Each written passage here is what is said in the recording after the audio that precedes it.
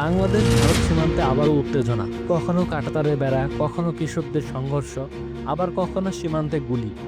BGB ও BSF এর মধ্যে সম্পর্ক কেন এতটা টানাপোড়েনের? এই ভিডিওতে আমরা জানবো সাম্প্রতিক ঘটনাগুলো এবং এর পিছনের কারণ।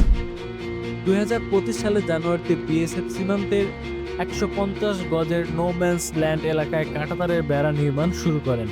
বিজিবি এই নির্মাণে বাধা দেয়, কারণ আন্তর্জাতিক চুক্তি অনুযায়ী এই এলাকায় স্থায়ী কাঠামো নির্মাণ নিষিদ্ধ। এই নিয়ে উভয় বাহিনীর উত্তেজনা বৃদ্ধি পায়। সীমান্তের কাছাকাছি এলাকায় ভারত ও বাংলাদেশের কৃষকদের মধ্যে জমি নিয়ে বিরোধ দেখা দেয়।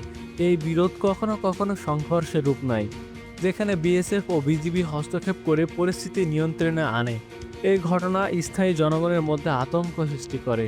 2024 সালের অক্টোবরে দিল্লিতে অনুষ্ঠিত হওয়ার কথা ছিল বিএসএফ ও বিজিবি এর মহাপরিচালক পর্যায়ের বৈঠক, কিন্তু বাংলাদেশ পক্ষের পরিকল্পনা পরিবর্তনের কারণে এই বৈঠক স্থগিত হয়।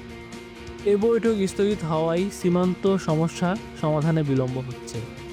সীমান্তে বিএসএফ এর শুট অন সাইট নীতির কারণে 2001 সাল থেকে 2010 সাল পর্যন্ত বাংলাদেশে প্রায় 1000 নাগরিক নিহত হয়েছে। এই ঘটনা আন্তর্জাতিক মহলে উদ্বেগ সৃষ্টি করেছে।